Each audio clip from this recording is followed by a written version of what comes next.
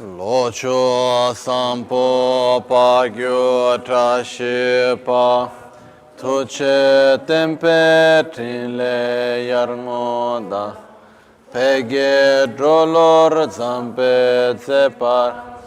Using the microphone. Sovade Omo a Guru Vajradara Sumati Nishasane Karma Uta Vardanya Shri Bhadra Varsa Manya Sarva Siddhi Hum Om a Guru Vajradara Sumati Nishasane Karma Uta Vardanya Shri Bhadra Varsa Manya Sarva Siddhi Hum Om Guru Vajradar Sumati Sane Karma Uta Varda Varsa Manya Sarva Siddhi Hum Om Guru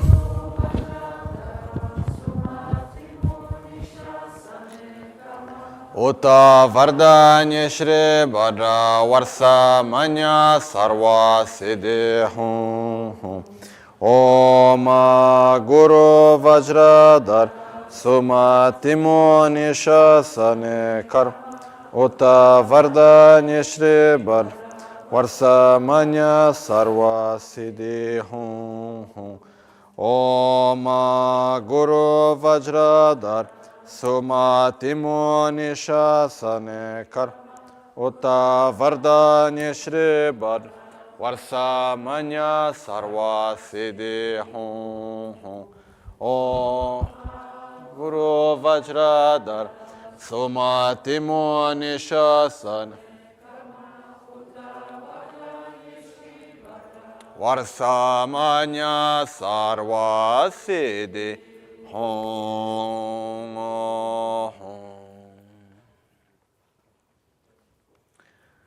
Dagi Chetsun Lama Tuche Che Nyamda Dala Tuche Sikso So Gebe Shesan Dala Tendo So Oyon Sunge Nawa Tsedo So Tseche Ningne Sowa Debetse Dechen Korlo Viso Lekshone Ila Sambe Dede Malupa Gemel Hunge Drubra Jingelo Sonye Sodan Digdun Shapetse Dunge Namge Yinso Lekshone Lapchen Sonye Yonso Zobada Chera Nyedun Chanra Jingelo Chancho Parge Ninsen Tugunto Nyu Peme Sudro Chancho Drube Gegen Kunshishi Tungen Dela Drubra Jingelo Dagi Lona Chela Chobada Chami Samjor Ngemba Shiwada Chedan Timbe Dede Malupa Bemel Hunge Drubra Jingelo Dorna Tingne Tsera Tamchedan Techi Pardo Neka Tamche Rese Kyamne Lama Keleme Tuje Chenge Dala Siksoso Gonkyab Drewe Nyamda Dachala Chetsun Lame Tucher Nawa Drame Tu NgalSo Nyongwe Kesan Tobrasho Kewa Kundo Yanda Lama Dan Rame Cheki Pela Long Church Sada Lamge Yende Rabzo Dorje Change Kopa Nyorto Pakyuke Kodan Dagilo Pakyuke Sundan Daging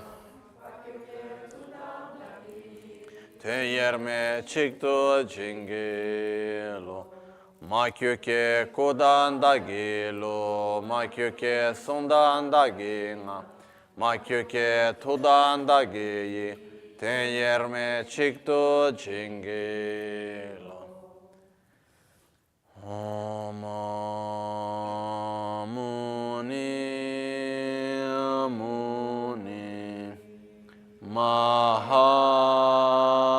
Mahamuni Shakya Muni Soha Om Muni Muni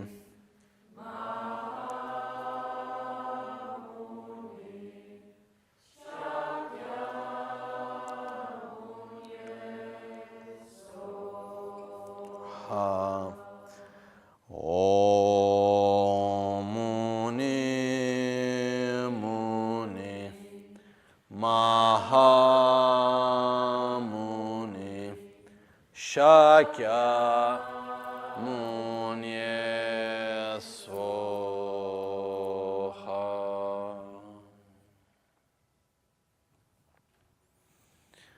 Sangye Chedan Soge Chonam La Jancho Pardo Dani Kyapso Chim Dagi Jinso Give Sonam Gi Drola Pinchira Sangye Drupar Sangye Chedan Soge Chonam La Jancho Pardo Dani Kyapso Dagi Jinso Give Sonam Gi Drola Pinchira Sangye Druparish Sangye Chedan Sogi Chonamla Chancho Pardo Dani Kyas Jinso Give Sonamgi Drola Pinchira Sangye Druparisho. In the Buddha, Dharma and Sangha, I take refuge until enlightenment. Through the practice of generosity and the other perfections, may I attain Buddhahood for the benefit of all sentient beings.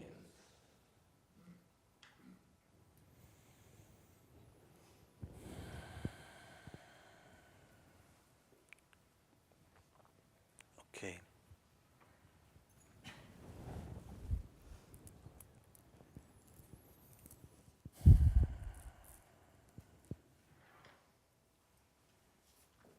So, I was thinking a little bit that because self-healing is actually quite vast, I was giving a look before, in the end of last session, on the whole outlines that I have here. And it's quite a lot of stuff in order for us to go into. And there are some parts which takes more time to explain, some parts are more easy. So I think the best choice would be to go through everything, but not going into too many details on every point. And then by the end, if we have time, we can go back and go into more details. Okay? Otherwise, I am a little bit afraid we would go through and a lot of details, very nice, and then we would become Sunday afternoon and we are not half the way out. And then we say, oh, now what do we do? Then we need to rush the last part of it, okay? So I'm not going to go into a lot of details. But so afterwards, if we have time, we can go back again, okay? So we are in the part when we talk about the practice of self-healing. The name, so we have Tantric, which means, the name in Tibetan is called Sangak. Sangak means the secret mantra, which refers to the Vajrayana path. And so we have seen that. Then it's called, we were looking at the word healing, self-healing. And when we talk about self-healing, it means what we need to heal, from what we need to heal, and with what we can heal. Okay? So we need to heal the body and the mind. We need to heal it from the sicknesses of body and mind. And we can heal it with different methods. Inside the practice of self-healing, there are different tools that we can have. Okay? Here I have listed 9 tools. It doesn't mean there are only 9. As I was looking, just thinking right now, there's one, for example, that I have not listed here, which we can, it's there, but we can make divisions in different ways, no? So let's see once again. First one is the power of meditation. The first tool that we have is meditation. And as we said before, the process of healing is in which we direct the mind. By directing the mind, naturally, inevitably, we also direct the body. Because as we said before, the mind is the horse rider, the body is the horse. If the mind goes in one direction, the body follows. Okay? So in the moment that through the meditation, many of the visualizations that we do in self-healing are in order to bring our energy back to our center. So this also helps emotionally also and physically. The two things are always working together. So based on that, the power of meditation is the power of directing the mind, of familiarizing our mind. And within meditation, normally what we do is that we experience a whole universe, is not the right word, but we have a whole experience that is within ourselves. It's not based on external distractions. Normally, most of the experiences that we have are based on some sort of external stimulation. No? We watch a movie, we listen to music, we go to a beautiful place, we talk to a nice person, we drink something nice, we eat something nice. All the pleasures that we have, everything mostly, it's all based on some external stimulation of our senses. Most of the things. When we work, when we study, everything that we do, most of the times. Even something that really worries me somehow is children nowadays, and adults the same, almost no any more creativity even. Why? Because all the creativity is ready-made on the screen. Before you used to tell stories, and then you used to imagine things. And it's so healthy to imagine. So important for us. But nowadays, no, you have everything ready-made. All the children, they have the same mental image. Same is a way of saying, but very, very similar mental image of all their heroes and ideas. Everything comes ready-made. It's extremely dangerous how much this can manipulate people, but this is another subject. I'm not going to go on that right now. Okay? It's really something that we need to somehow think about. Okay? We have grown up with many stories, no? For example, mine in our generations, okay? Many of us, we have grown up with a generation of Walt Disney. No? And they lived happily forever, no? Forever. And forever, yeah. So that's how normally they say, no? After they get married, then what happened? And then they lived happily forever and ever, no? Okay, so that's, if we just observe, do we grow up with this idea or not? Is it something that comes spontaneously when we are born? Or is it a constructed view that someone taught us? Where do we learn it from? From the histories we learned since we are small. Okay, what is right, what is wrong, so many things in this way. So, my point is that we are extremely influenced by so many things outside, and at the same time, our life is mostly outside. Very rarely we are able to simply be with ourselves. But it's a very powerful tool. To be with ourselves, to direct our energy in a way or another. It's very powerful. It's something that people knew how to do it for many, many generations and centuries and thousands of years, and we are losing it a lot. So meditation is this tool, helping us to be with ourselves, to center our energy. And through meditation, we are somehow relying upon our own resources. And this is something very important. Okay? So the first tool that we have inside self-healing is meditation. It's a tool of meditation. That's a very, very powerful tool that we have. Gompe top. The word Gompa in Tibetan meditation, it is said, literal translation will be familiarization. So it's also the power of familiarization, it's the power of repetition. Okay? The process of development and healing within Buddhism and most of the Oriental ways, but I know more about Buddhism, is not a linear path of learning and development and healing. In the West, we have most idea of a linear path. Step A, step B, step C, D, E, and like this we go on. In the Eastern and in Buddhism, we don't have step A, B, C going on a linear line. It's cyclic, like a spiral.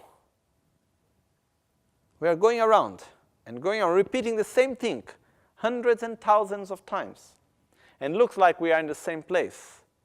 But when we look from above, we are in the same position. When we look from the side, we are going upwards. Slowly, slowly. Okay? And our life is cyclic. Nature is cyclic. Our own life is cyclic, things as repetition. So the whole concept of meditation is also repeating the same exercise many, many, many, many times. It looks like the same, but actually it's never the same. And slowly, slowly we go up. Okay? The problem is that in our culture we are used to look only to the front direction because we want at least something linear. So then it looks like we're never progressing because we are doing the same thing always. Why I always need to do Oma Guru Buddha Siddhi Hum and the same movements and the same thing where I'm going? I have already learned that. It's very funny, no? When Rinpoche, funny, not real funny, but anyhow. When people come and Rinpoche needs to go to a place, oh, what teaching we request? Oh, maybe Tar, oh, but we already received Tar initiation. Oh, and the 3 aspects of the path, oh, that we already received. Have you realized it? No, so then we can have it again and again and again and again. But we have this crazy idea that, okay, once it's enough, I have already had it, because we have this very linear idea of life. We can see this even in the way of eating.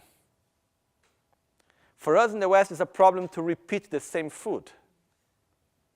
In a cyclic society, no, you eat the same thing. Anyhow, you need to eat every day. You cannot change the things you eat every day. So finally, you eat, like in India, you eat rice and dal every day. In Tibet, they eat tsampa every day, lunch and dinner and breakfast. And that's okay, it's fine, because repetition is part of life. Life is cyclic, it's not linear. Okay? But, so meditation is like in spiral. Is we repeat the same thing so many times, and actually we are going up, if we are going in the right direction, I hope, no? But most of the times, yes, if we do at least on meditation.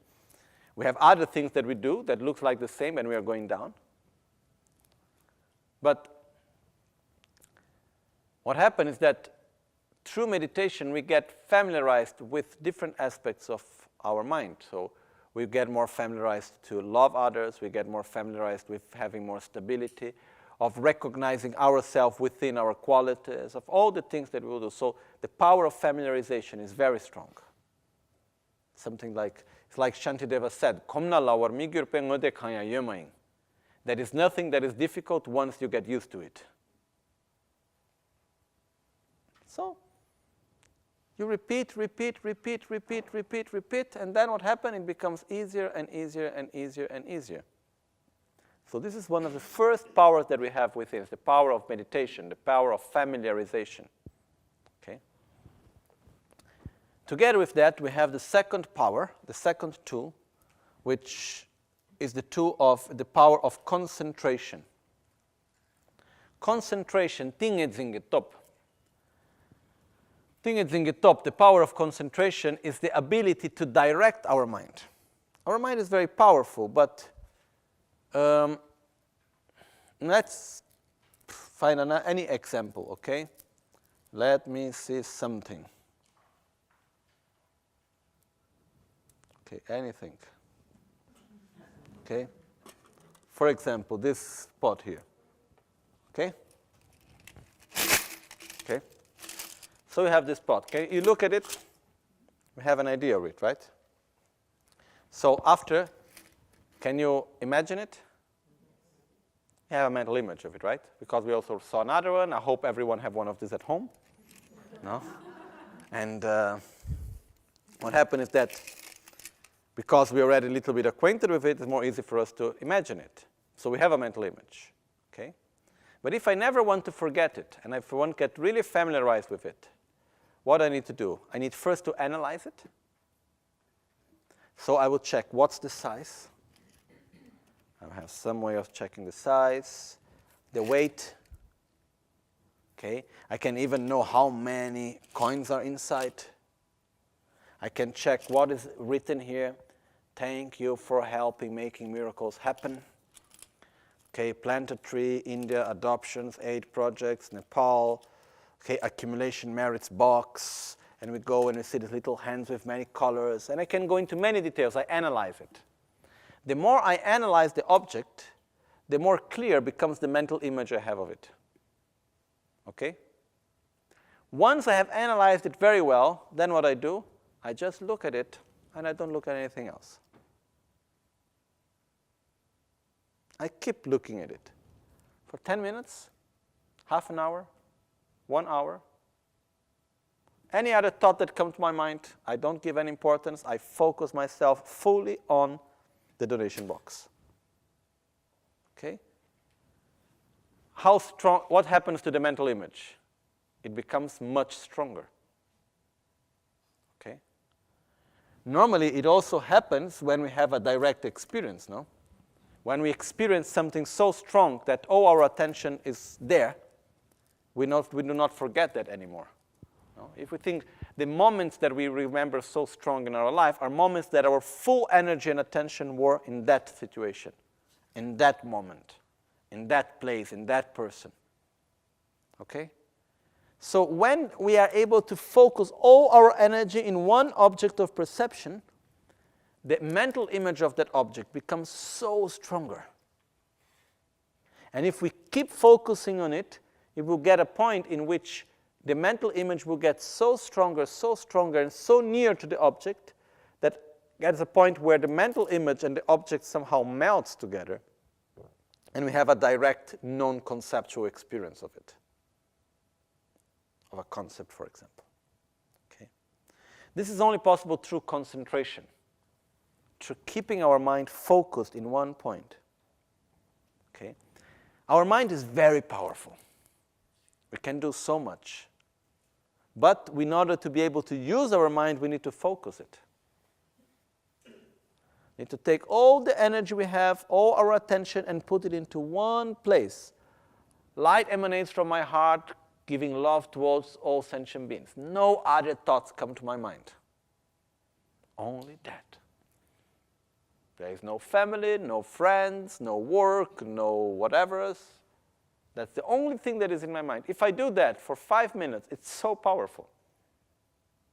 If I stay 1 hour and a half visualizing the light and nectar emanating from my heart, going to every sentient being, and while I am doing this, yes, the light is going, but what I need to do tomorrow, oh yes, and no, oh yes, there was the earthquake in Nepal, and then also, that's very sad. Oh, but at the same time, what happened to the politics of this, and what happened to this of that, and then I'm thinking about my object of desire, then I'm going back to my object of sadness, then I'm going back to the object of aversion, then I go back to an object of desire, the one I have, the one I don't have, the one I would like to have. Okay, yes, I'm visualizing, and then I go back, you know. I can stay 1 hour like this. It's much more powerful to do 5 minutes full concentration. So the power of concentration is incredible. Even for mundane things. I need to write a letter. I need to read a book. If I have full concentration on that, nothing else, what happens? We can go very fast and very good quality. If we need to write something or to need to read something, and between each phrase that we are writing, our mind is going to 10 directions. It takes ages and the result would not be good. The phrases would not be really connected to each other. So concentration is very important. Concentration is the ability to say to the mind stays here, and the mind remains there. Okay? But it's a very powerful tool. And we have this tool inside self-healing. We develop this tool within self-healing. Because we are giving a direction to the mind. Mind, now you need to think about this, then you think about that, here this emotion, that feeling. We are directing the mind, and so we are getting used to direct our mind. We are not used normally to direct our mind. Normally we are used to see that our mind and the objects of perceptions that we have, we are some sort of a victim of the world around us.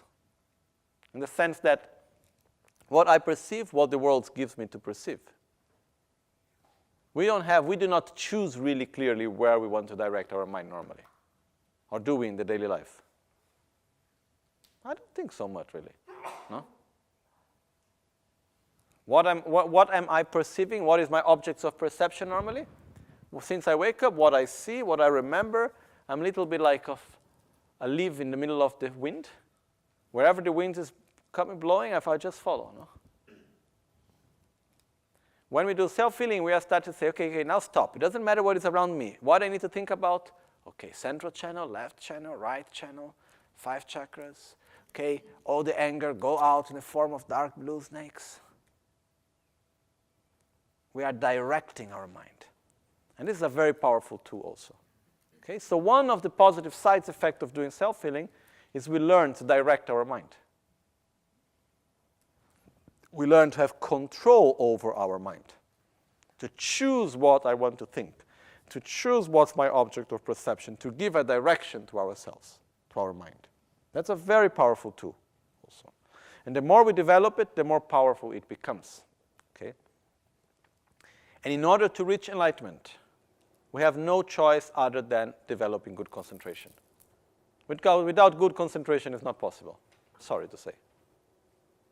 Because without good concentration, it takes too long. It's like we need to make fire with 2 pieces of wood, and then I am there rubbing the wood, and then suddenly I stop because I see something. Oh, then I need to come back again, and then I start again. And then something happened, and I stop. And then I come back, and then I start again. And then it's never getting fire. And then after 10 days, I'm here for 10 days, and I never stopped doing the job, and I never get fire. Maybe the method is not working. Actually, I'm not really doing it, no? It's like if I can stay for 10 months doing meditation, 1 year, 3 years, 12 years, if I do not have good concentration, I will get acquainted in my meditation with what? With my objects of attraction and aversion. Once I did a retreat in India. It was a Tarachtamani retreat, 9 days retreat, alone. I haven't seen anyone. It was a very nice experience. Then when I came back, my teacher, Geshe Tubterinchen, he asked me, how was your retreat? I said, it was good. Were you in retreat? I said, Gyala, yes. For 9 days, I haven't seen anyone. Never talked to anyone. I did my 4 sessions of meditation practice every day. I completed the number of mantras I needed to do. I did everything I was supposed to do. Then he asked me again, but were you retreated? I said, yes, I was there. Where was your mind? Was it in there or was it wandering around the world? I said, okay, mostly was there, but was also wandering around the world sometimes. Because to be in retreat means your mind being in retreat, not your body.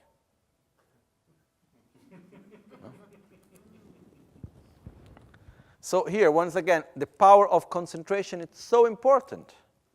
Otherwise, I can stay for years in a retreat place with my body in retreat, but my mind is not in retreat. You know? Maybe I'm wondering about my object of desire and missing it and wondering, wishing about it. And years pass by. How much time we are able to stay thinking about an object of desire?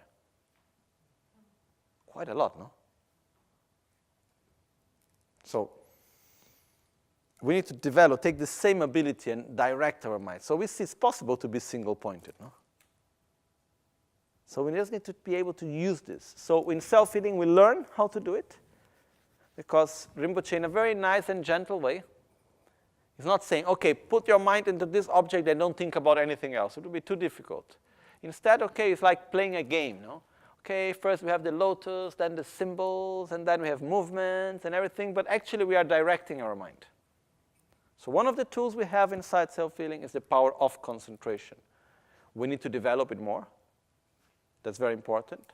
One of the main points to develop concentration, we need to have less distractions, external and internal distractions. So one of the advices I give is we need to have as less as possible objects of distractions in our daily life, which means things that I see, things that I listen, and so on. So for example, the news. What I watch what I really need. What I read what is of benefit. What I listen what is of benefit. I try to avoid as much as possible useless information. Okay? Every image we see takes a space in our mind. Even if we see it only once. That's the power of publicity. Advertisement. So we need to be careful to use our mind really Only take the information that we think is useful. Think information that is not necessarily, avoid it. This will help also for concentration. Okay. But let's move on for the next one. So, then we have the power of visualization. The power of visualization is actually very strong because through visualization we direct the mind as a direct experience almost. What we visualize and what we experience physically, there is almost no difference for our mind. Okay? I think there are studies about that also. And it's very clear in many ways. Okay? So, to induce ourselves to experience is very important because our mind is not functioning only on the basis of understanding, but mostly on the basis of experience. Okay? So that's why when we visualize something, we are creating an experience. And when we will have a direct experience about something, we will access the past experiences that we have had. And the visualization is one experience that we have. So when we visualize something, we're actually generating a genuine experience and not just a mental game of understanding. The visualization is non-conceptual. Okay? And once again here, as we were saying before, many of us nowadays have more difficulty of visualizing because we use our creativity less and less and less. Because we have all the images ready-made. No, but to visualize, it's like, let me try to make an example.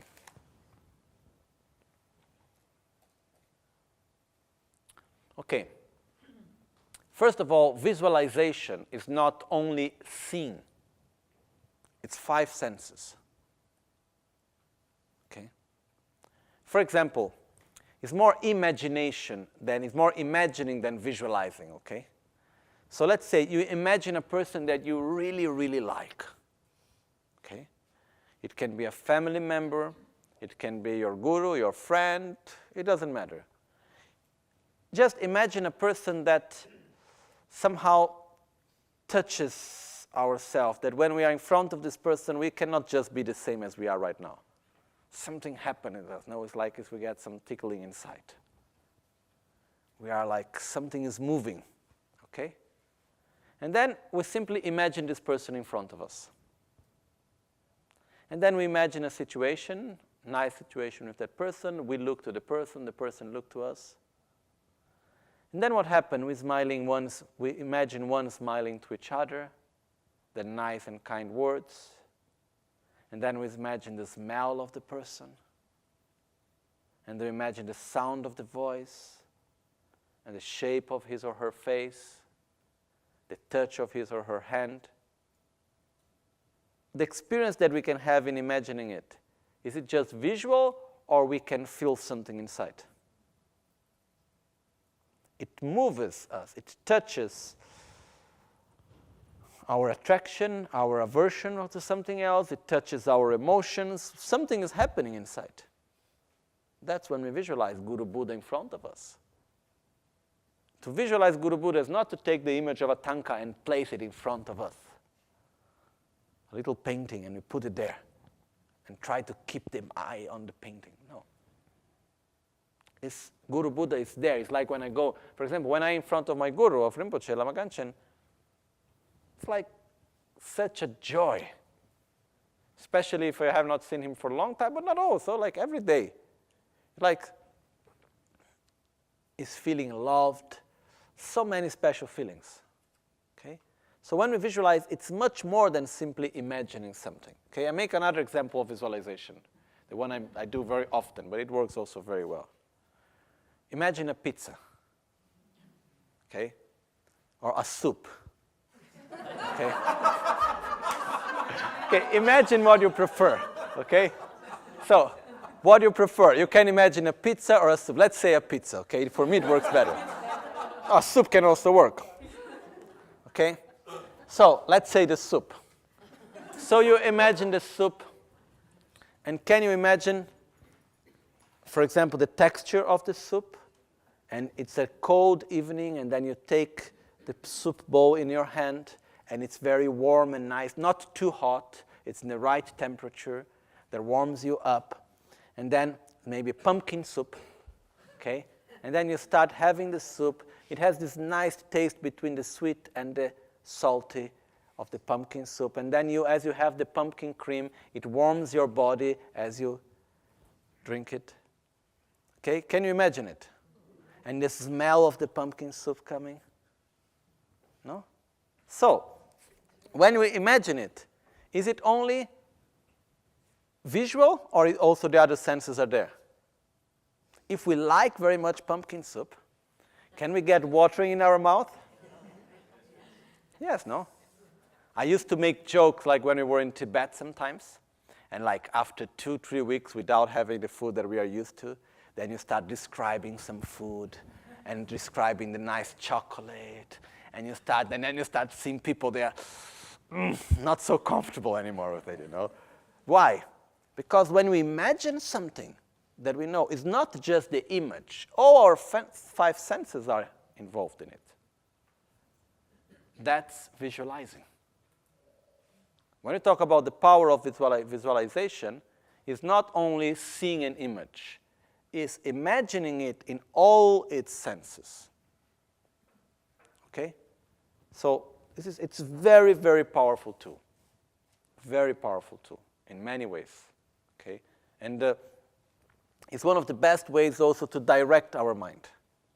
Because there are many things like in self-healing, for example, when we purify the anger from the heart in the form of dark blue snakes. Why we use dark blue snakes?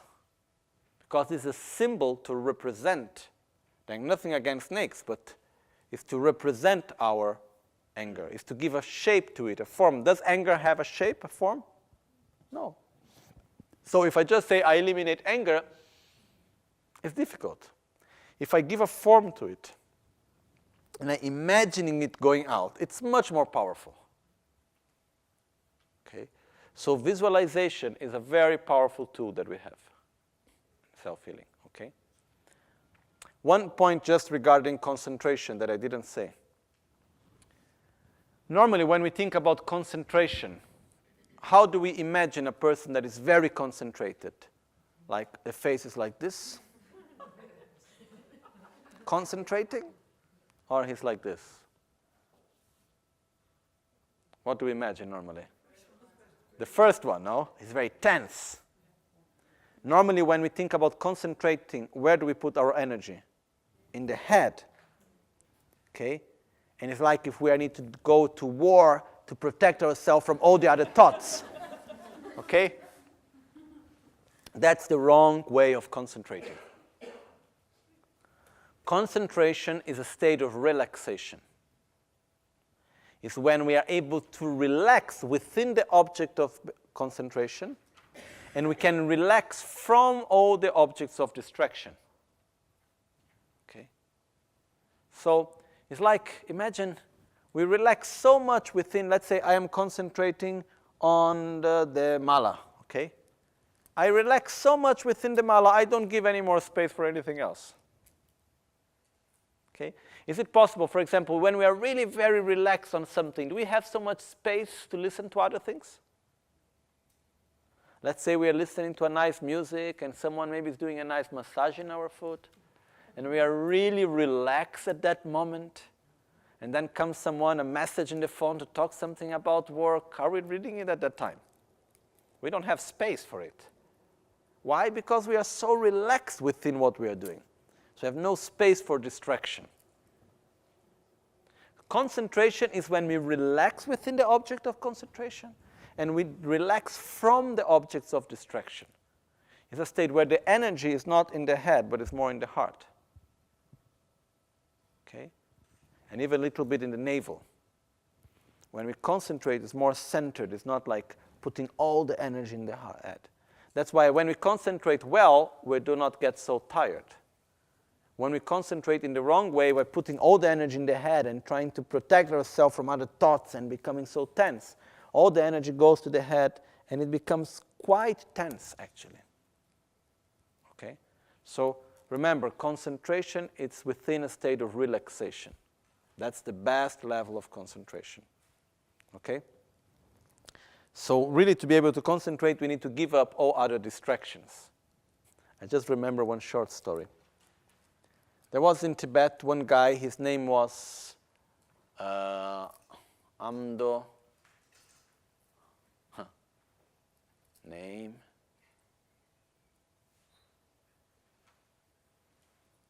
He was from the region of Amdo, this I remember now.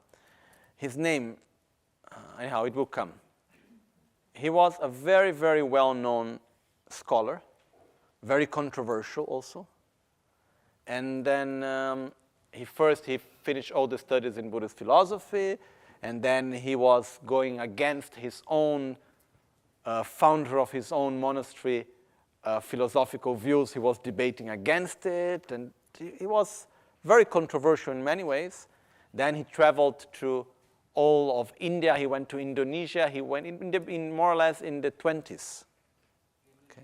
Gendun Chöpel, yes, Amdo Gendun Chöpel. And he was very intelligent. And his writings are very special also. So one day, he went to a friend later in his life, and he said to his friend, I want to show you what is concentration. The friend said, okay. So he said, bring some beer. So he took a lot of chang, the Tibetan beer, and he started drinking, and he drank a lot of beer until he was drunk. He was like not even able to stand up walking so well, completely drunk. Then he said, okay. Then he took a white paper and a pencil, I think, and then he put down and he started drawing without taking the pencil up. And he drew a whole image of a Buddha, and he ended up in the same place where he started. Beautiful image. Then he took out and said, this is concentration. No? So concentration really is to get free from distractions. When we get free from distraction and we relax our mind in what we are doing at that moment. Like, I have one experience which I think is a good method, not for concentration, but in other type of situations I like to share. I see very often when people get very tired, the tendency is to put energy everywhere. And then you get even more tired, and you get stressed up and nervous, and so on. For whatever reason, I have this thing with me that when I get tired, I become monothematic. I choose what is priority, and then the rest of the world don't exist. Okay, this is my priority. I do this. Oh, that I don't matter what anything else that may be happening around me doesn't matter. I put the energy only in what is priority. I don't have energy for other things now. It works very well. So, if we just remember, concentration means to take our energy and direct it into one priority. And the rest, we simply forget about it. We simply relax about it. We have time afterwards to think about it. No problem. Even if we are in our meditation and suddenly comes a memory of something so important we couldn't remember for a long time, forget about it. Now I am meditating. It will come again after. Okay. So it's like relax upon what we are doing. To give priority of our energies, like resource management. Which are our resources? So we need to direct where we want to use our energy. Okay? Well. So we have the power of meditation, the power of concentration, the power of visualization. So now we go to the power of mantras and the power of mudras. Okay? The power of mantras. Sound is vibration. Vibration is energy. Okay? Every sound we make creates a vibration in our body. And every vibration is the energy that we are generating. And this has a direct influence in our body and an influence in our mind. Sound has always also power because of the meaning that we give to it. And then here there is another thing which I will use one term maybe to explain it better, which is there's studies that were done about, they call the morphogenetic field. Which basically it said that every word that is said the more people say the same word with the same intention, the more strong that word becomes. Okay? It's like if it has some sort of energy, let's call it like that. So-called morphogenetic field of our friend Rupert Sheldrake. And if we think the power of the mantras, these are the same words that have been said with the pure intention for centuries. So we are repeating the same sound. And when we repeat the same sound, we are connecting ourselves with that energy, with that intention. And this is something that is very powerful. Once I had the opportunity during the Congress that were here organized to talk with Rupert Sheldrake. And I asked him, your theory about the morphogenetic field, does it fit to the concept of lineage, blessings, and so on? He said, perfectly. Because I think his wife is Buddhist. So he was telling me, yes, he understood all the Buddhist aspect of lineage and so on. And also the mantras, I also talked to him about it, and he said it fitted perfectly. So the point is that, for example, why do we do the prayers also in Tibetan? And the mantras are in Sanskrit. The mantras have never been translated, really. Since the time of Buddha, they have always been in the same way. One thing is that the Sanskrit language has a very particular thing, that is that every sound, when we take the alphabet, we have ka, ka, ka, ka, nga, cha, cha, cha, cha, nya. And like this we go on. We have the alphabet. Every letter, consonant, and vowel is related to one element. Okay? Fire, wind, earth, water, and so on. Okay? Of the 5 elements, each letter, each sound has a different element. Then there is a relation between elements. The elements can relate within each other as friends or enemies. There is a way how the elements relate to each other, which one element is giving more strength to the other, or is taking away the strength of the other element. So when there is a whole science that in Tibetan is called Jadrup. I never was able really to study it. I just read a little bit about it. I talked a little bit about it, which is the formation of sounds.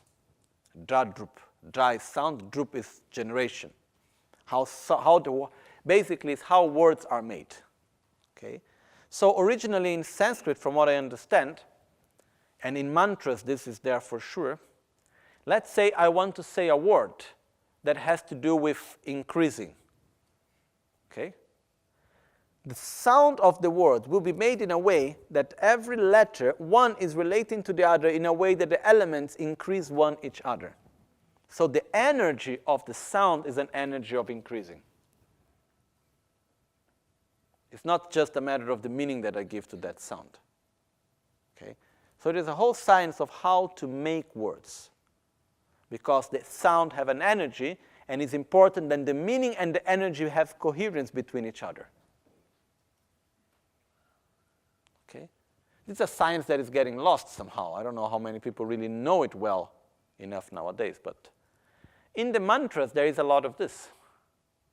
So when we have the mantras, the relation between the sounds is in a way that the energy of each sound is one incrementing the other and is relating in a way to generate that type of energy that we want to generate. Okay? That's why it's not like, okay, you say barabi bobu and put the right intention and it will be fine. It's not going to be bad if you put the right intention, but it still will not be the same thing as making Om Yamaranza Satomeya Yamedoro Nayoda Yata Yuniraya Yake Ansanyiramaya Hum Hum Pepe Soha.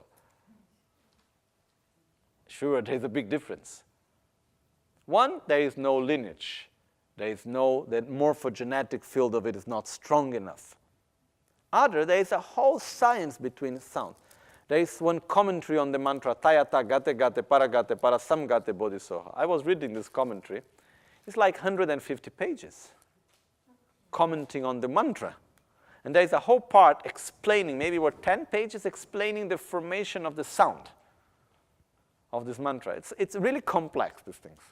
Sometimes I wonder if they are really so complex, or after they find explanations for everything later sometimes, you know. Maybe we have a little bit of both. But it's really amazing how much explanation is there. So mantras is sound. Sound is vibration. These are sounds that were made with the awareness that the sound has a vibration and what type of vibration we want to create. So what type of energy we want to generate. So what type of result we want to gain. Okay? So this is one point, which is very important about sound. The other point is that, as I was just said before, when we recite a sound, we are connecting ourselves with all those that were recited that sound before us also. So it's very powerful in this sense. Okay? That's why when we do the mantras and so on, imagine millions of times, billions of times the mantra Mani Padme Hum was done with a very specific intention, with a positive motivation. So we connect to that every time we recite it. Okay? So mantra has a very strong power. Mantra also means mind protection, to protect our mind from ourselves. Okay? It's basically protecting our mind from our own mental defilements and stupid thoughts. Because the mantra has a special intention, has a special energy. So when I am during the day reciting the mantra, I keep my mind into that intention. I keep my mind synchronized to that direction. Okay? So it's also a very powerful tool that we have of the mantra recitation. Okay? The next tool is the mudra, the gesture that we have. Gesture is actually even more powerful than, somehow more powerful than mantras. It's a different sort of energy and different way of working. But what is more powerful to give a message? Verbal explanation or physical gesture? If I say like this, don't come here. What do you follow? If I say, don't come, huh? Please don't come here. Yes, come. Don't come here, don't come. What do you follow? What your mind follows? Come or don't come? Come. And maybe you were saying, oh, he's making fun of me saying not to come, but really I need to go, or whatever, okay? So for example, we do this gesture. Okay? Try to do this mudra of generosity while thinking, I don't want to give. I don't want to give. Try to do thinking of it. The hand wants to go back. It's not moving, it's not going really smoothly. Okay? What's the message we are giving to ourselves when we do this? Giving. Give. What's the message when we do this? Stability. When we put the energy in the center, concentration. Or when we do like this, what does that mean? Throw away. You try to think, I want to keep all for myself. It doesn't work. Okay? So basically what happens is that when we use the gestures, it has a very deep, very powerful way of communicating to us. We don't need to know the meaning of the gesture. By doing it, it communicates to us. For example, when we do this, okay, or we just unite our hands in our heart, what we are doing, uniting the right and the left, male and female energy, bringing ourselves to the center. It's a very powerful mudra, actually. Okay? If we know or if we don't know the meaning, simply by doing this, we are bringing the center energy to the center. We are uniting our two energies. Okay? So the power of mudra, the power of gesture, it's also a very important tool that we have inside self-healing. Okay? When Rinpoche used to teach in the beginning about the power of mudra, there is one mudra he always used to say, and I was skeptical about it for a long time. Then I started trying it, and it really works out. It's the mudra of the, how to say, the shoes, when you have like a slipper. And when the dogs or the wolves are howling, you say? Howling. When the dogs are howling, you take out, don't need to think about anything really, huh? No mantra, nothing. Just take out the shoes or a slipper. You fold to putting the part of the soul outside, and you put in the direction where the sound is coming from. The sound stops. It's strange, but it works. You know, I remember Renata is here. One time I was playing with it. We were in Albagnano until late working. It was me, Renata was there, another Brazilian guy, Renato. We were working on the images for Milano temple. And then I was there, and then we had a lot of this. So I took it, I did like this, and then they stop. Then they were looking, what are you doing, no? I said, okay. Then after some time, 1 hour, whatever, happened again. Then Renato, which is the friend, said, okay, try again, let's see, no? Then I just took it and I do it. Stop again. Then that day we were walking up to go to Rinpoche house. It was maybe 3 o'clock in the night. We were working the whole night. And then when we were nearby, there were the dogs. They were howling, but like just 20 meters from where we were, not even that. Very strong. And then they were playing, okay, now try again. Then I took out, I just do like this, and right away they stop, you know. And many experiences of this. It's quite interesting. How it works, don't ask me. I have no idea. The fact is that from all the times I tried, 95% of the times it worked. So you try for yourself. Okay? The important thing is when you need to imagine the direction where it's coming the sound from, and do like this. I don't know exactly why. As I said, I was skeptical about it for a long time. And then I tried it, and it works. So I can tell you only my experience, no more than that. So Rinpoche was saying very often the power of mudras, the power of gestures.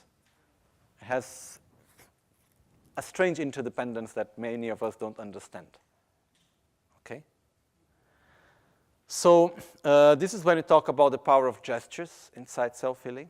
So when we do, even the posture we put ourselves, the way how we do the mudras, it has a special influence in ourselves also, okay? Then we go, the next one, we go through the power of prayer. To pray means to direct our mind to something positive.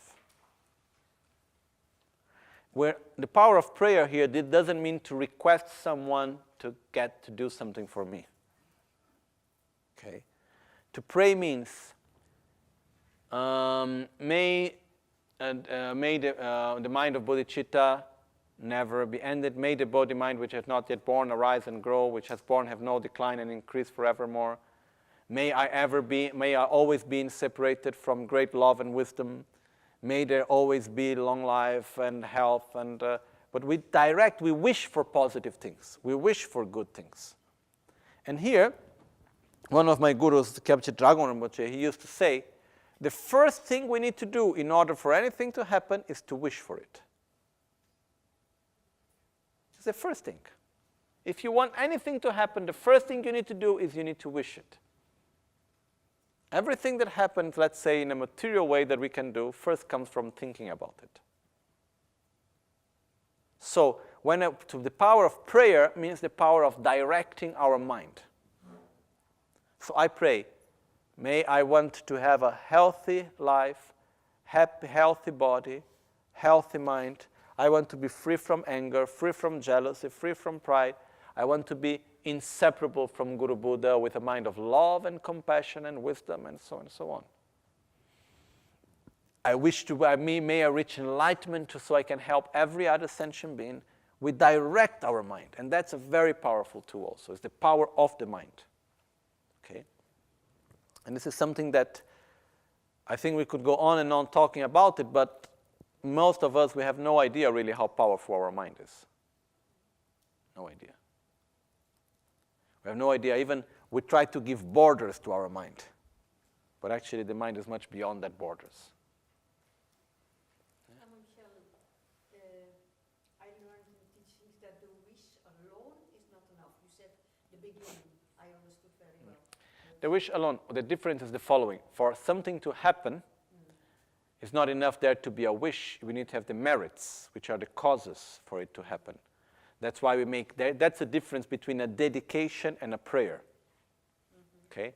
A dedication is when I take a specific amount of positive energy and I direct this positive energy for a specific goal. So let's say, okay, I have helped someone, I have done a lot of positive thinking, a lot of positive experience. For example, today we stayed a whole day talking about Dharma, that's generating positive energy. So we take this energy and we say, oh, may through the power of these actions that I have done, this energy that I have generated, may there be peace in this town. May everyone that is in suffering in Nepal be free from their suffering out of the earthquake that have happened. Or may I develop a pure state of bodhicitta in order to help others. You know, whatever where we dedicate. This is a dedication. A dedication means when we have what we call substance of dedication, which means something positive that we have done, and we direct it for a specific goal. The prayer is the goal without necessarily having the substance. I wish for something that is positive. When we add to that wish a substance, something that we have done, a positive energy that we have created, this becomes a dedication. Okay? But it's very important to direct our mind. Say, okay, I want this, I want that, where I want to go, to direct our mind to something positive. That's very powerful, actually. Okay? So,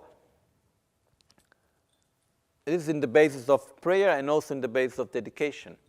And in self-healing, what we do is that we dedicate ourselves, we direct our mind into, may I have a state of balance.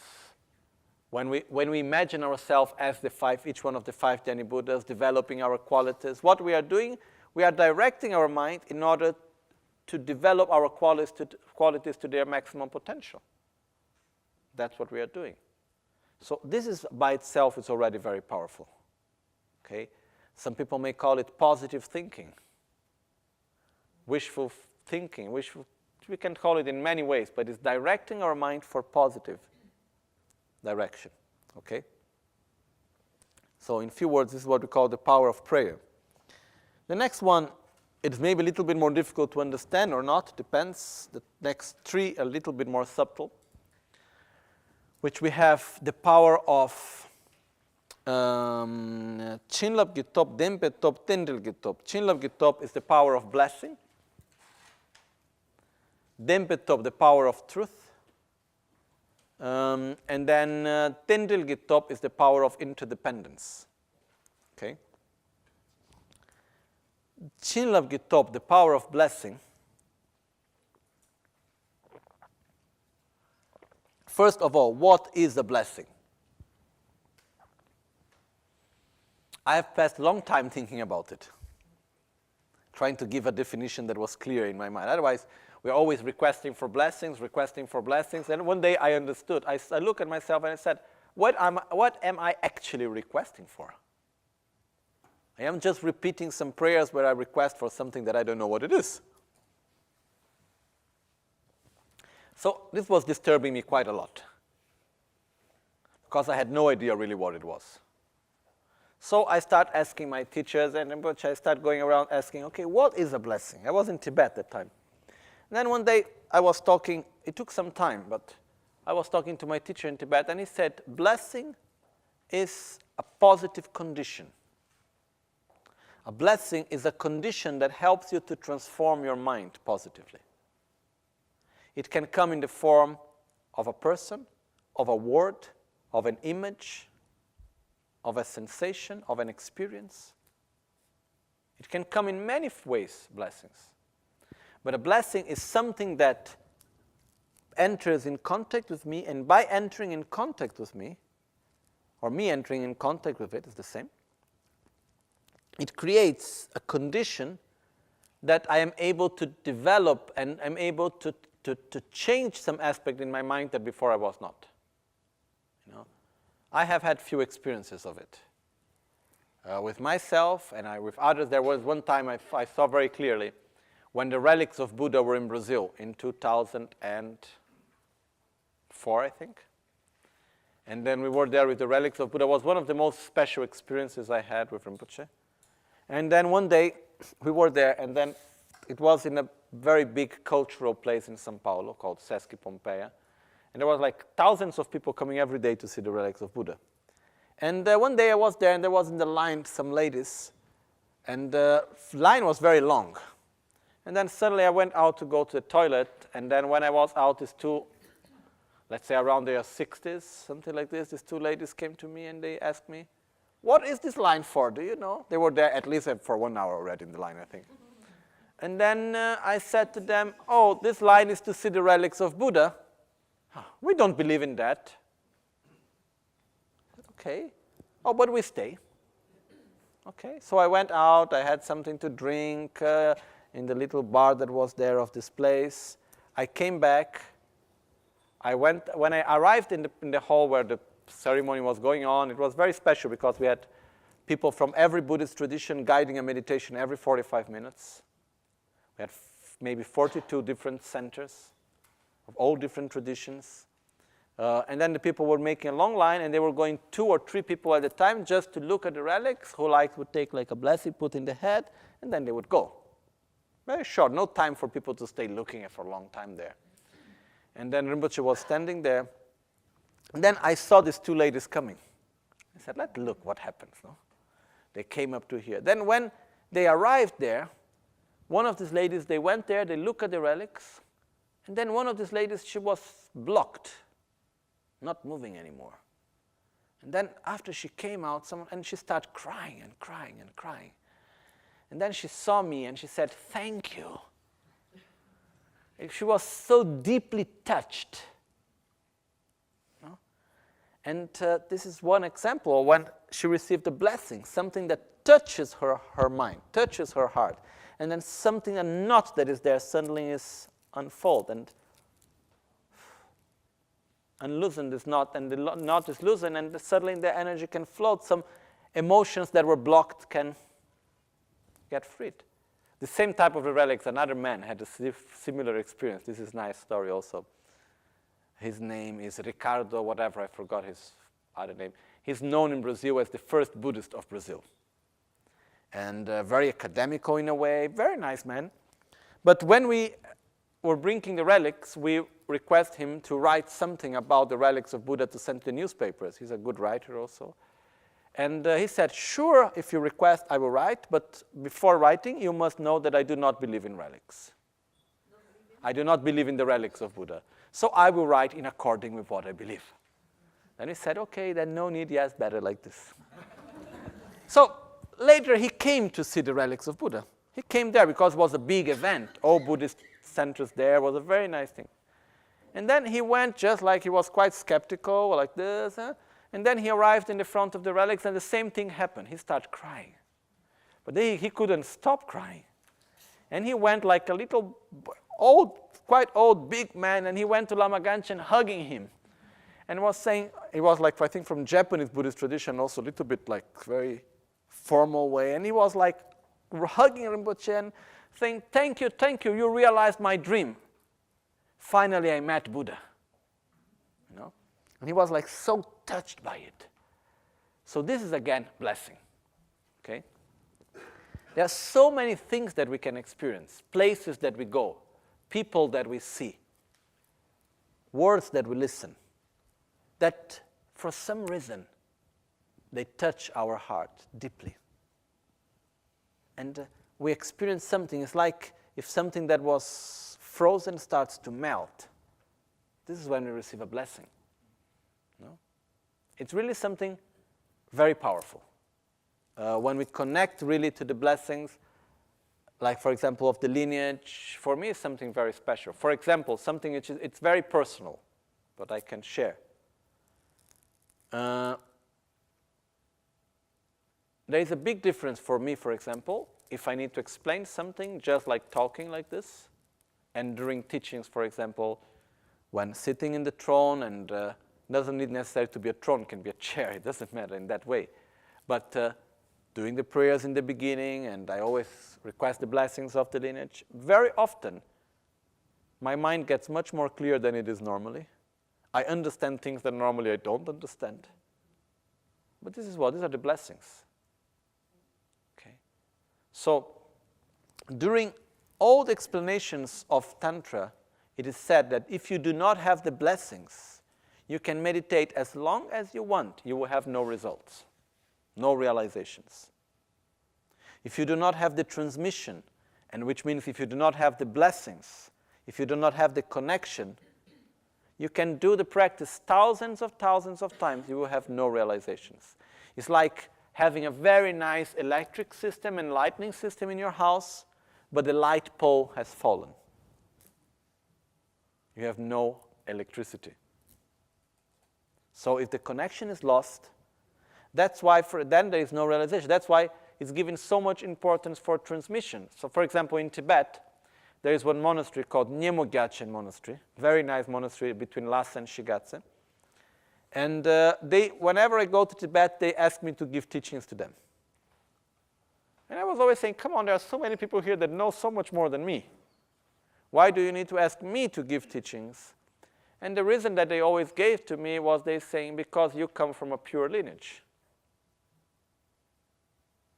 And we believe in your lineage. I said, okay. I share whatever I can. That's why in Tibet it's so important, the transmission. It doesn't matter, so the explanation is another thing, but having the transmission, being connected to the lineage, it's extremely important. This is something that is difficult to explain in a way because it's something that it's more by direct experience than by theoretical explanation. Okay? Once again, I think with the theories of Rupert Sheldrake, we can explain a little bit of it. That we can enter in contact with the morphogenetic field of the lineage and so on. But anyhow, I believe very much in our direct experience. So we can feel it. There are places that we go, and when we enter the place, we feel something different, and it touches our mind. There are moments where we say certain words, they touch our mind. When we meet certain people, they touch our heart. Okay? This is when we receive the blessings. And within the practice of self-healing, we have the power of blessings. Okay. The next two that we have is what we call Dimpetop. Dimpetop is the power of truth. The power of truth is like when we say, by the power of the truth, peace and bliss now and forever. I will give one example. In the time of Buddha, Buddha very often used to invoke the power of truth. And it's like when you do something and it's really true what you are doing, it's coherent, it's true, it has power in it. The words of truth has a strong power. There is the story which, for me, it shows this aspect of one disciple of Buddha. His name was Angunilamala. Angunilamala, it means the mala, which is like the collar of thumbs. Because he was guided by a wrong view, religious wrong view, that if he kills 1,000 persons, he will be free from suffering. And he believed in it. So he started killing so many people, and very violent. And every person he killed, he cut the thumb and he put in his collar. He was making this collar of thumbs. So he had killed 999. And then the last person, but everybody was escaping away from this village. Everybody was so afraid of him. So suddenly, who he met in the middle of the forest? Buddha. And he had killed already 999. So he said, oh, that's my chance to get free from suffering. I will kill him. So he started running after Buddha. And he ran. And Buddha was walking and he could never catch Buddha. He was running and running. Suddenly he was so tired. And then he looked at Buddha and said, please stop. And then Buddha looked at him and said, you are the one wandering. I have already stopped a long time ago. No? Which means you have been wandering in samsara. I have stopped it a long time ago. And then Buddha started giving teachings to him and so on, and making a long story short, he became a disciple of Buddha. He changed completely his behavior. And one day he was walking with Buddha, and there was a lady that she was about to give birth, and she had a lot of difficulty giving birth. And she had a lot of pain, and she was in a very difficult situation. So she asked the blessings of Buddha to help. And the Buddha was there, and then he said to Angunilamala, you go, you bless her. And he said, who am I to bless her? I have nothing. I am just an assassin, a murderer, that I killed so many people. I'm such a bad person. Who am I to bless anyone? And he said, you go there you put your hands on her and you say, by the power of the truth, if it's true that I have killed so many people out of my own ignorance, and that now I recognize that it was wrong, and I want to follow the path of love, may you be cured from the sickness and pain that you have right now. So he did it, and so it happened. So this is what we call the power of the truth, is invoking, very often in the time of Buddha, Buddha would invoke the power of the truth. So, in one way, is the power of coherence. There is one very simple study and experiment that we can do. If we look at the strength of the body when saying the truth and when lying. If you lie, you get less strength. You lose strength physically right away when lying. If we say something that is not coherent, we lose strength physically.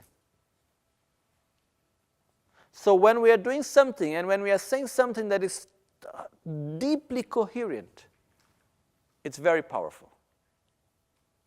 The power of truth, the power of doing things that we're not playing games with ourselves. We are following a path that we really believe that is truthful.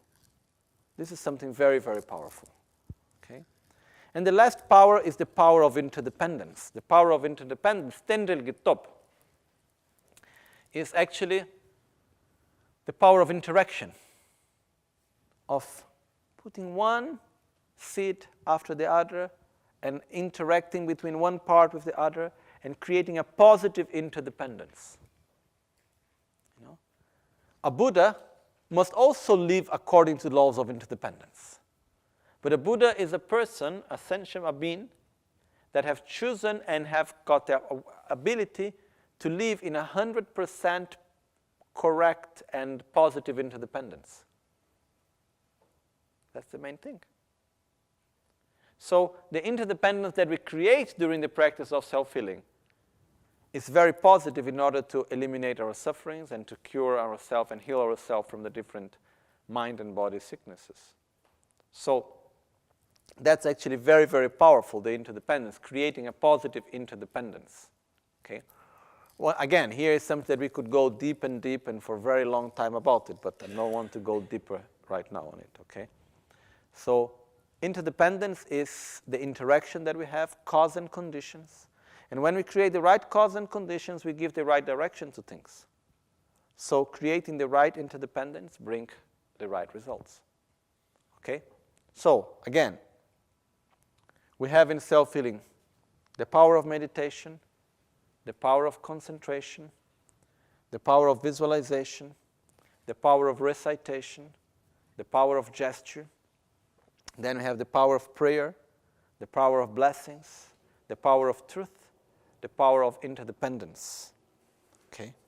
So these are the tools that we have to heal the body and to heal the mind. I'm sure there are other tools, other aspects of the practice which I have not taken into consideration here. For example, what we can call color therapy. There are many other aspects that are inside of self-healing that I'm not going to. The power of breathing correctly. Many things that are also inside self-healing. Okay, but these are just some of them. In order for us to understand, okay, we do healing. If we just keep the word by itself, okay, self-healing, to heal. What? How to heal? It's important to go deeper into it, to understand a little bit, to start analyzing, understanding it, okay? Even for our own belief. Even if we believe in our Guru, Lama Ganchen, yeah, he said, but okay, healing, but what am I really healing? Is this just a name that was given? Is it really healing anything? Yes. So, with this we conclude the word healing. Okay? We need to heal the body and the mind from the sicknesses of body and mind, and we heal with the methods of meditation, concentration, and so on. Okay? Now, next word, self, from self-healing. Okay?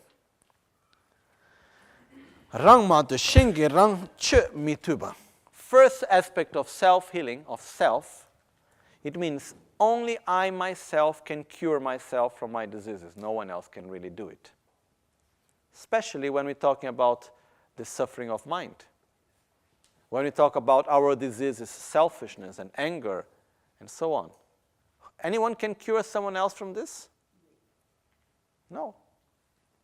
So, I am the only one in whom I can really entrust myself. No one else can do it for me. Even if I go to Buddha and I say, Buddha, I take refuge in you, I do anything you want, please eliminate my anger, please make me eliminate my suffering, I would really do anything you want. Buddha looked to me and he said, would you really do anything I want? I said, yes, then practice Dharma. And then you will be free from your anger and your suffering. That's the only way how you can do it. No? No, but that's not what I meant. What I meant is that I can make offerings to you, I can serve you. Can you do something? Then Buddha said, no. Buddha said, the only thing I can do is to show you the path so that you can walk. Buddha said, the only thing I can do, I can show you what to accumulate and what to abandon. What to cultivate and what to abandon. That's what I can do. Then it depends on you. I can show you the path to liberation, but the liberation itself depends on you. Depends on each one. So, who can heal ourselves? In a deeper level. Only ourselves. If it was differently, if anyone would have the possibility to really heal myself from my selfishness and ignorance and anger and so on, why haven't you done it yet? If anybody really had the possibility, what is this person or this being or whoever it may be is waiting for? How much does it cost? I don't know. Why it's not happening? So luckily, no one can do it for me. Because if anyone could heal us from our own mental defilements and is not doing it, then we would really be in trouble, which means if we depend on someone else doing it, and then this other person, whoever it may be, is not doing it, then I am really in trouble. But in the moment that it doesn't depend on anyone else but only on me, sure, I depend on the Guru, on the Buddha to show me the path and so on, but who can heal myself? Only myself. Then I can really do something now, right now, today. I can make the difference. So, self-healing means I can heal myself, no one else can really do it in a deeper level. Okay? What means when someone is doing healing towards someone else? All that we can do, it doesn't matter if we are a Buddha or a normal sentient being. All that we can do is to interact positively with the other, to create a positive condition. And then the other person needs to take that opportunity and do something himself. That's all that can happen. Okay? It's like even a doctor with a patient. Can the doctor eliminate completely the bad habits of the patient and cure him? The doctor can give advices, can give medicine, but then the patient needs to take the medicines, need to follow the advices. Same. Okay? That's why we say, Rang ma do shingi rang che mi tuba. I am the only one that can really heal myself from my suffering. Rang la dewa dan dunga kang junya rang la ra leba. My suffering and my happiness depends only on my own actions and choices. It depends also on the interaction with others. But that's the condition. The causes of my own happiness and suffering depends on me. Rangi rangi goyayin, rangi rangi drayayin. Rangi rangi kyabyayin. In Buddha's Sutra it says, I am my own protector, I am my own refuge, and I am my own enemy. So it depends on myself. This is one of the meanings when we say self-healing. It's a very gentle way of Rinpoche saying, take care of yourself.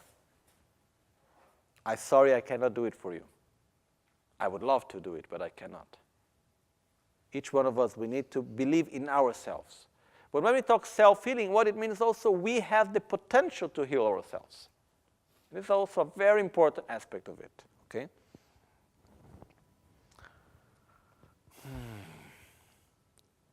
Rangam dagit rangni zinzu Chesa tartu da imba. Kansa gidanzin dunga tamche git sawa yingsu. Okay. Here we go to something deeper. Is maybe, let's say, this is the, relatively speaking, like the more conventionally speaking, self-healing means, self means I need to take care of myself, no one can do it for me. In a deeper level, the word self-healing means that the ultimate thing that I need to heal is the self. Finally, what do I need to heal? The wrong identity I have of myself. That's the deepest causes of my own suffering. That's the root of suffering. It's the wrong view of reality, it's the wrong view of the self. Okay, we call kansa gidanzing in Tibetan. It's the grasping of a self that actually doesn't exist, which means we grasp at our own self as if it was inherently existing, as if it existed out of its own characteristics. We grasp at a known interdependent self. And that's non-existence, and that's the root of our suffering. Okay?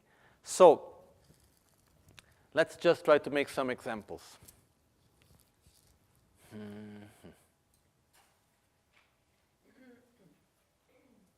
The identity we have of ourselves has a very, very, very strong influence in the way how we experience life. Just making a more gross example, gross level example. Let's say I have a moment on my life that no one is giving attention to me, and I end up feeling very lonely. Okay? So what is the identity I generate of myself? I am a lonely person. No one cares for me. Then what happens? Years pass by, and I am in a situation that there are maybe few people that really care for me. And they're really there to help me. But what am I?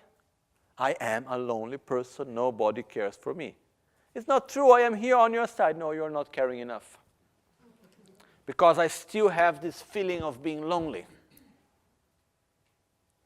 But the loneliness I feel is not because of what is happening in the present. It's because the identity I have, that I got stuck in my experience of the past. Okay? So, the identity really, really influences a lot our experience of reality. The way how we see ourselves. If I see myself as a suffering being, full of ignorance, unable to do anything, and then if I see myself as a victim, I will act as one. If I see myself as someone that has a real great potential, and I can love, and I can give, wow, let's do it. So the identity we have of ourselves makes a big, big difference of what we are. It's like, let's imagine for one moment that we believe that we are prisoners in this farm, where we are these days here. Okay? Or even in this hall that we are here. We deeply believe that we are a prisoner here. And we think that when we go out of the farm, oh, something really bad will happen to us. So what happens when we get nearby the gate? We start to have fear. And then we see bad omens. Okay, you see that? That's going to happen to me because I'm getting out, because I am a prisoner. I cannot get out of here. Then we see someone coming in. Oh, there he is to control if I am inside or outside. What am I doing? And we start to live what I become? A prisoner. I live my life as a prisoner. What do I need in order not to be a prisoner anymore? Simply to understand and to have the identity, I am not a prisoner. Many aspects of our life is like that. So one of the things that self-healing is doing is helping us to generate a positive identity. I am made of love, of compassion, of stability, of patience, of wisdom, of satisfaction, of generosity, of humility, of power of realization, of certainty, anger, jealousy, miserliness, pride, sadness, attachment, insatisfaction, ignorance. This is not part of me. I can be without it. What are we doing? generating a positive identity. And that's very powerful. Okay? So that's one of the deepest meaning when we talk about self-healing. To heal ourself, to heal our identity. Okay? And in a deeper level, it still means to eliminate the wrong view of the self. To eliminate the ignorance that grasps at ourself as being non-interdependent, as being of inherent existence, and existing out of its own characteristics. Okay, I'm not going into details about this right now. But that's the deepest of our ignorance. So self-healing means also that. Okay? So we can see how deep one word can be. Self-healing, one way means to heal the root of samsara, to eliminate our deepest ignorance. It also means that we need to be responsible for our own happiness and suffering. We need to take care of ourselves. It has all these meanings together. Okay? So this is when we say self-healing. Rangni Chutab in Tibetan. Okay. Then we go to the next word, which is, we go, let me see here in the outlines I have done. Ranshing. Okay, the next word is NgalSo. Okay. NgalSo is a very powerful word, and it condenses all Buddha's teachings, but we're not going to talk about all of it right now. It's just the essence of its meaning, okay? Ngal means suffering, tiredness.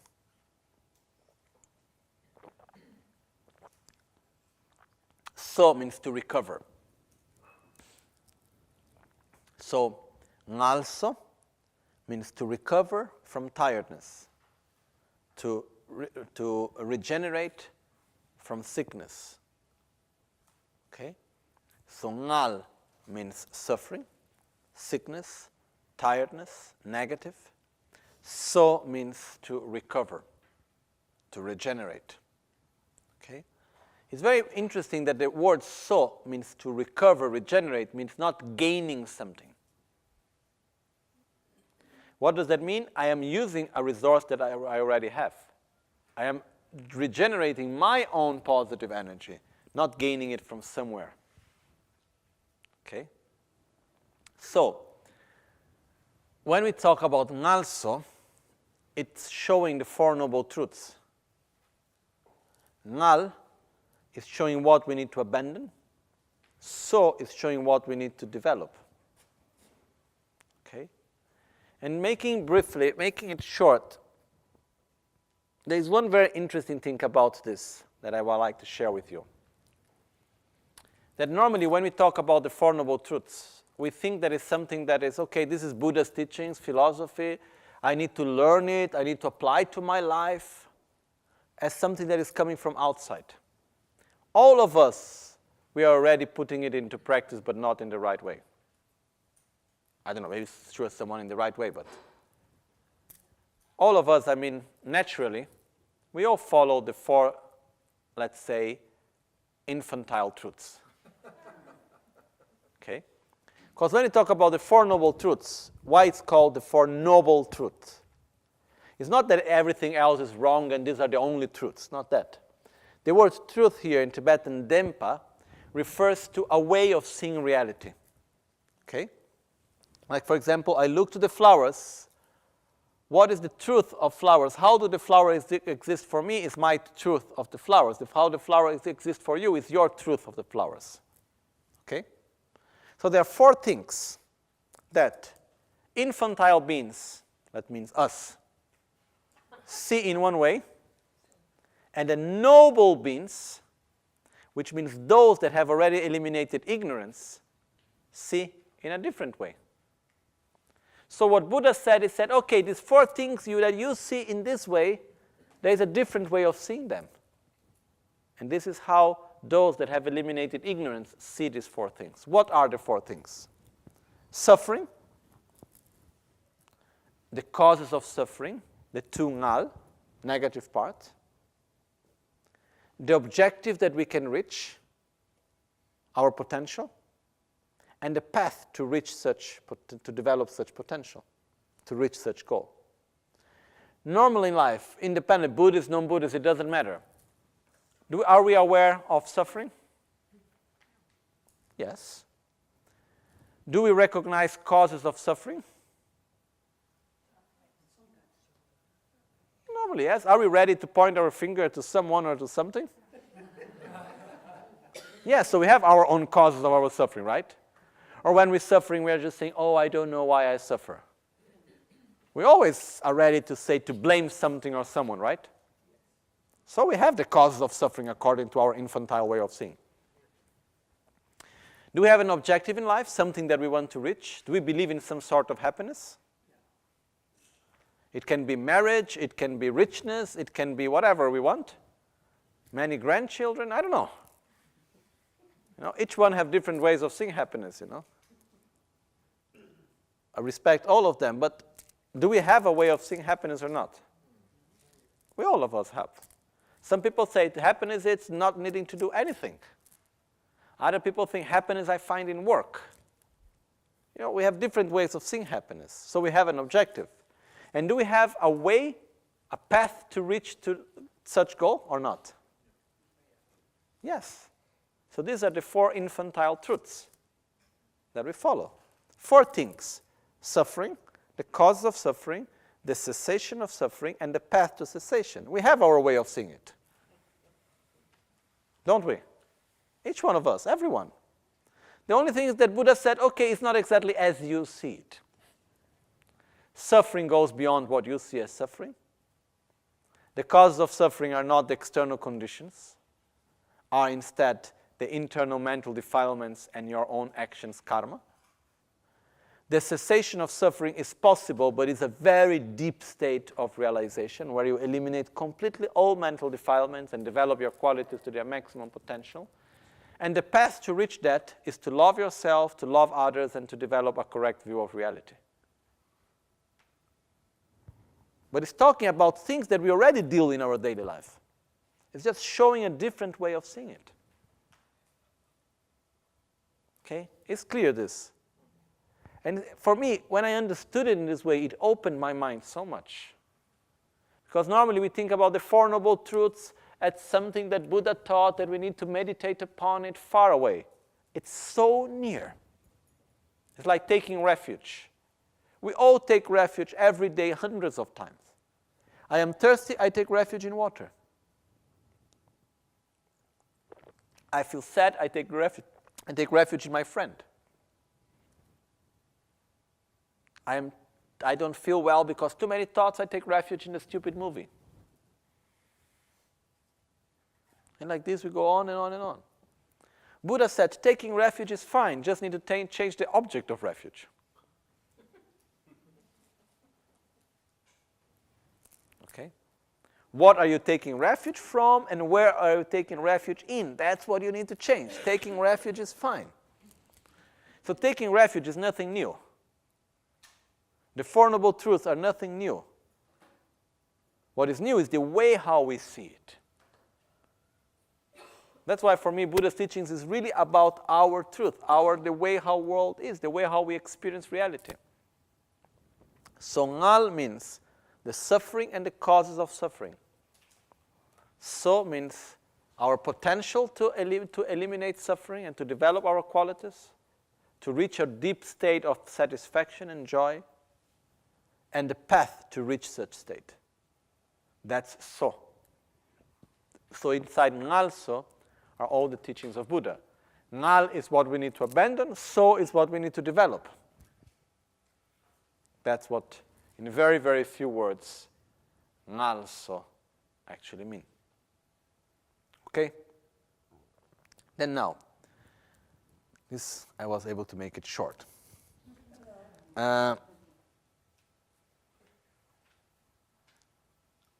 Okay, Neljor, yoga or practice. Okay, the word yoga, Neljor, is actually a very difficult word to translate. one of the ways of translating it means the action done in its excellent way, in an excellent way.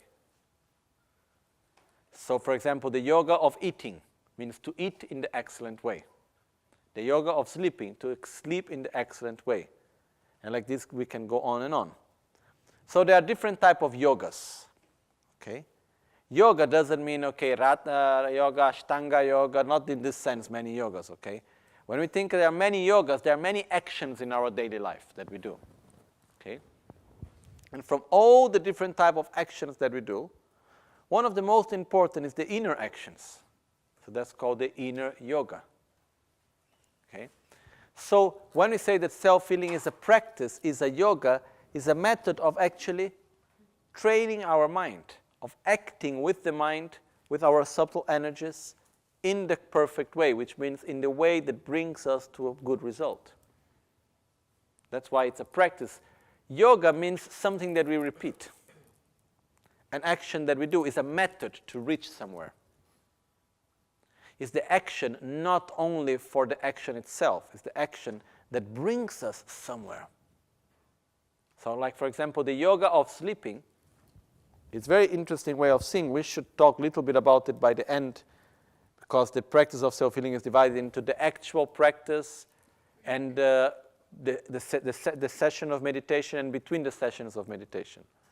For example, sleeping. When we go to sleep, what do? We simply sleep, or we use our sleep in order to gain something, to get somewhere, we use it for something. Normally we go to sleep, right? When we are tired, sleeping is the final goal. I have reached there, that's enough. Right? The yoga of sleep means let's use sleep in order to develop our qualities, in order to do something with it. The yoga of washing the body. Normally when we wash the body, what it is, I'm just washing because I need to wash the body, that's all. Okay, I like to smell nicely. But what else? We use the daily activity of washing ourselves in order to develop our qualities. Yoga of washing. Yoga of eating. Normally we eat why? Just to eat, not even to nourish our body. No? We eat because we are hungry and we don't like being hungry. Or we eat because we don't want to be hungry, so we eat before getting hungry. Or we eat because it's the time to eat.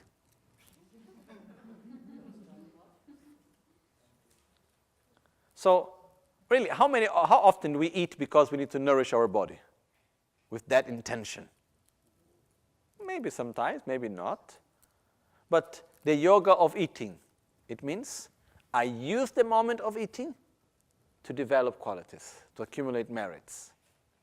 So it's an act of generosity when I eat, because I offer the food to nourish all the bacteria and beings that live in my body.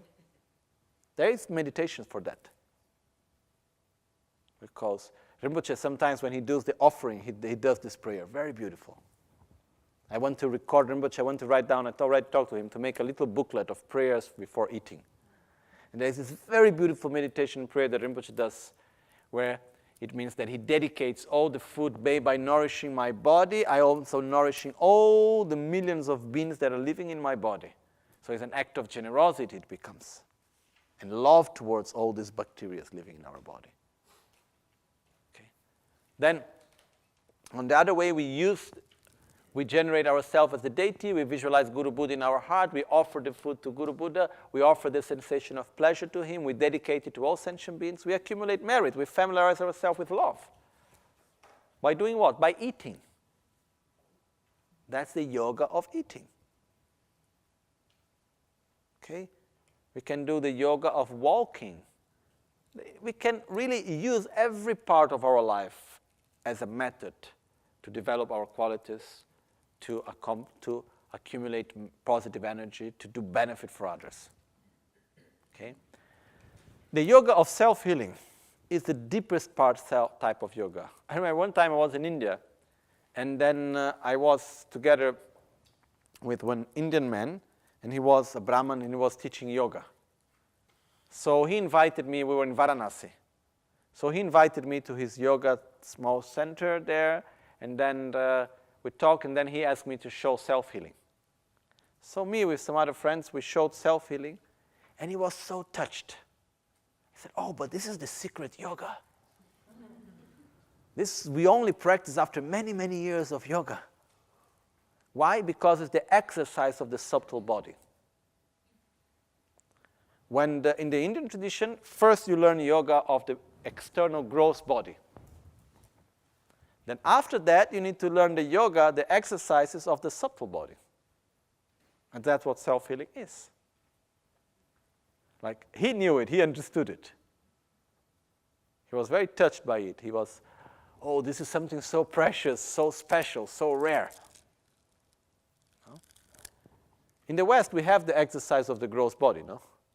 But we don't have much exercise of the subtle body, right? So that's why it's even difficult for us to understand the meaning of it. So one of the meanings of practice is something that we need to repeat again and again as a yoga. It's not something we do once or twice, as I said before, in a spiral way. And it's an exercise of the mind and an exercise of the body, but mostly of the subtle body and the subtle mind. It's not an exercise of the gross mind in which, oh, I need to understand this and understand that. It's generating a deep positive identity. It's generating our mind of love, of compassion, of wisdom, and familiarizing ourselves with it. That's why it's called a practice. That's why it's called a yoga. Because it's by repeating it again and again in an excellent way that we change ourselves. We get to the result. Okay? So if we see NgalSo Tantric self-healing practice, how much is inside of it? So much. Just NgalSo. What NgalSo means in few words? Abandon what is negative, accumulate, accomplish what is positive. Tantric, what does it mean? Follow the spiritual path. It is a method that is to be used to generate and to develop the qualities that transcend this life, using all the resources we have of body and mind for the benefit of all sentient beings. Self-healing. We need to heal. We have the potential to cure, to heal our body and mind in different levels, and we have the tools for that.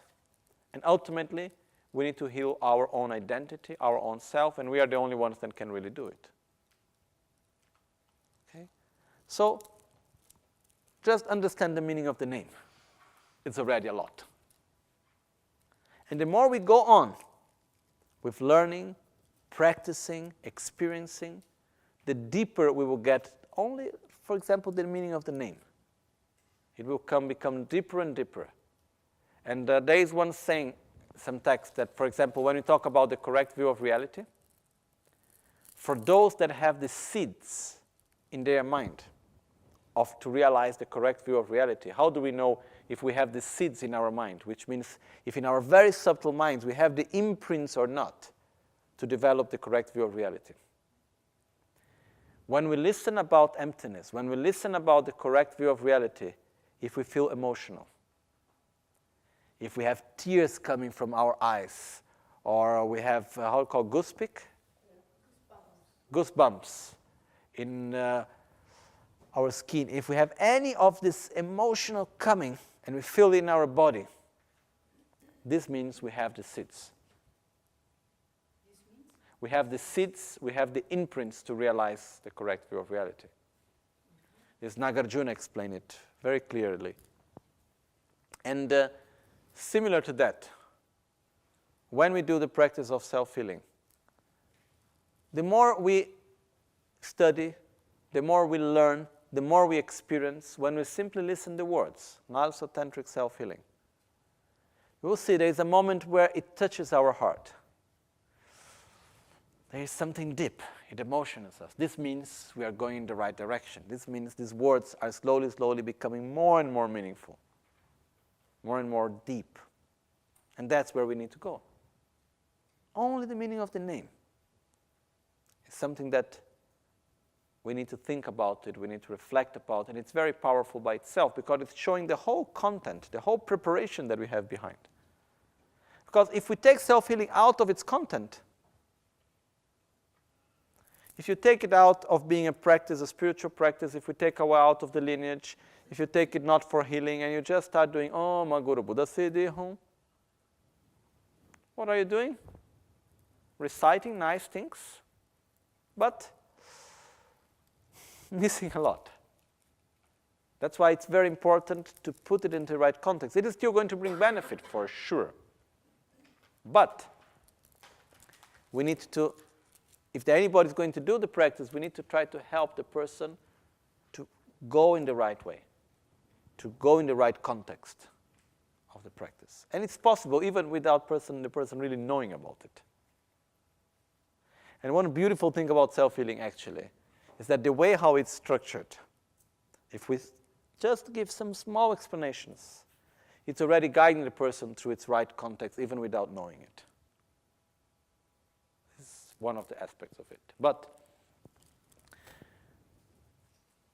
I don't know if you expected we would dedicate so much time just for the name of the practice. Okay? But it's very important. Because if we don't know what we are doing, if we don't know where we are, where we come from, where we want to go, then it becomes just whatever exercise. Instead, when we understand, okay, it's the path, spiritual path to enlightenment, using all our resources to get out of suffering, to heal our body and mind, to abandon what is negative, to accomplish what is positive, and it's an exercise that I need to do again and again in order to gradually develop my qualities and abandon the defilements. And okay, it has a different meaning. Okay? So that's why I wanted to give emphasis on this part, on the part of understanding the meaning of the name. Okay? And then tomorrow we will start with the actual practice. Okay? So I'd like just to read a little bit the outline so we have an idea of what we're going to see tomorrow, okay? So the actual Tsengi Tönda, Neljorngo. Neljorngo means the actual practice, the actual yoga. The actual yoga, it has divided into two parts, Tungi Neljor and Tunsamgi Neljor. This is how most of the sadhanas are normally commented, okay? I did this structure based on many other things sadhanas that I studied. Tungi Neljor means how to the yoga during the session of meditation.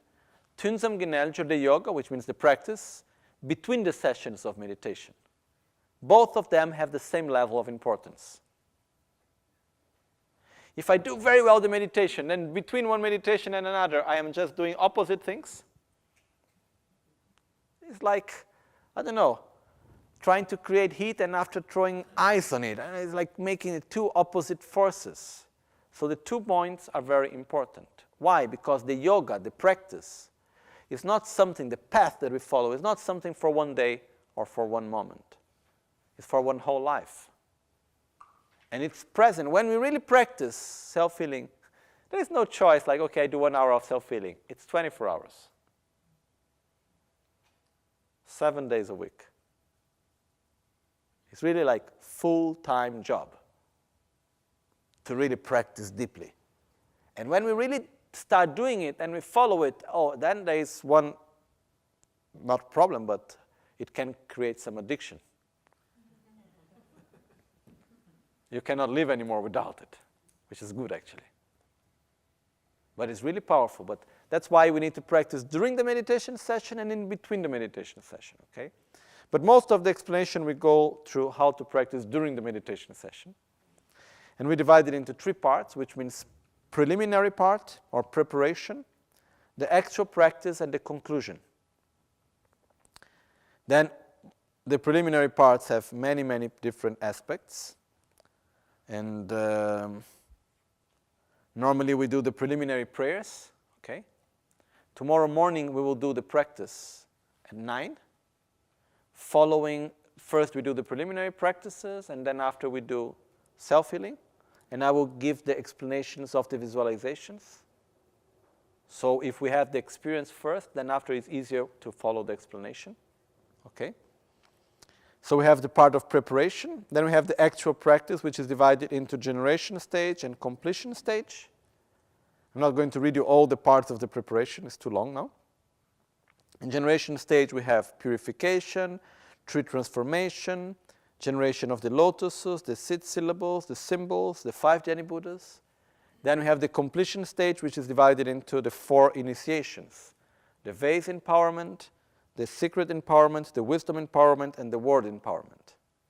And then after that, we have conclusion, which is absorption, self-generation as the deity between sessions, and final dedication. Okay? So this is more or less the structure of the practice. And there is a lot to see in it. Okay? So luckily we have few days, another 3 days left. Okay? So we can see it without hurry. And if we are able to conclude the whole thing well, then we can go back to other points and also open for more questions and so on. If you have questions, please, you can write them down also. And then you can raise your hand any moment also. But if we keep the questions, then also after we can go into more details about them. Okay. So I'm really happy to be able to go through self-healing together, because it's a practice that we have been doing for so many years. You know, Lama Ganche taught it, it was in 1992. So many years have already passed. And we need to get each time more mature with the practice, to understand it better, to go deeper. And by understanding better, I believe very much that the more people that understand the practice better, the easier it becomes for other people to understand it better. And then we can share it also. Okay? So, really I'm very grateful to everyone to be here together, to give the opportunity for all of us, each one of us gives the opportunity for everybody to be able to share this together, to be here. Okay? So let's take the best opportunity we have during these 3 days to learn, to experience. So one advice I give is we try during these 3 days to use our body, our speech, and our mind the less as possible for useless things. Okay? Which means, is one very nice exercise, which means we only say what is really necessary. Which means we can exchange ideas, we can exchange thoughts, which is wonderful, but no need gossiping, no need just idle talking, just talking about nonsense. Just concentrate our energy.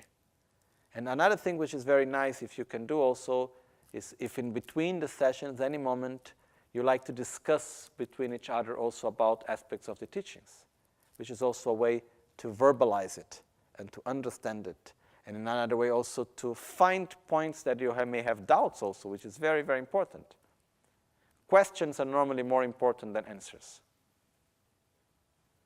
So to have questions is really very important, to make the right question. I found myself a few times in front of some great teachers, and I was frustrated because I had no questions. Not because I knew everything, but because I didn't know what to question. I didn't know what I didn't know. So, to talk to each other, it also helps with this, okay? So this is just one small request. So now we make a final dedication for tonight.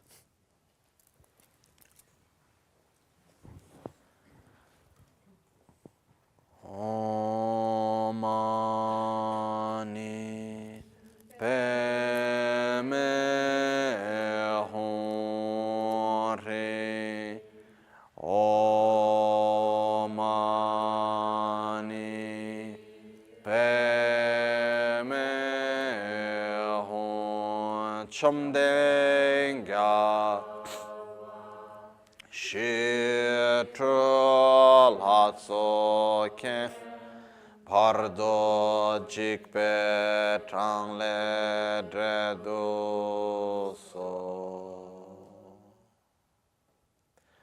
Chancho Semcho Rinpoche Make Panam Ke Gyurchi Ke Panyam Parme Payang Kongne Kontu pelwaresho.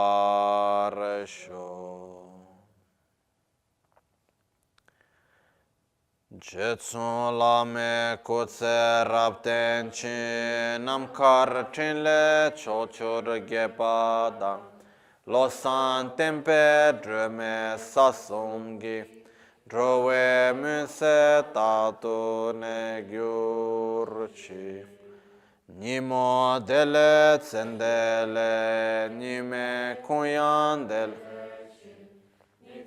taktu delekpe Concho sumge jingi, concho sumge ngodrup sol, concho sumge tashisho.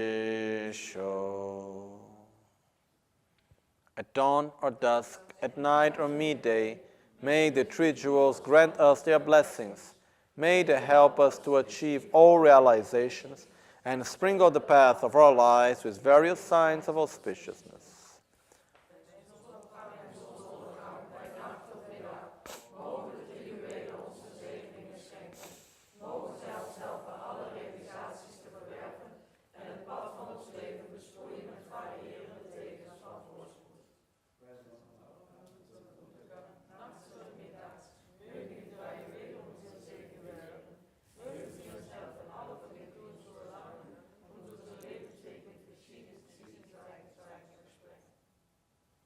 Trešidele.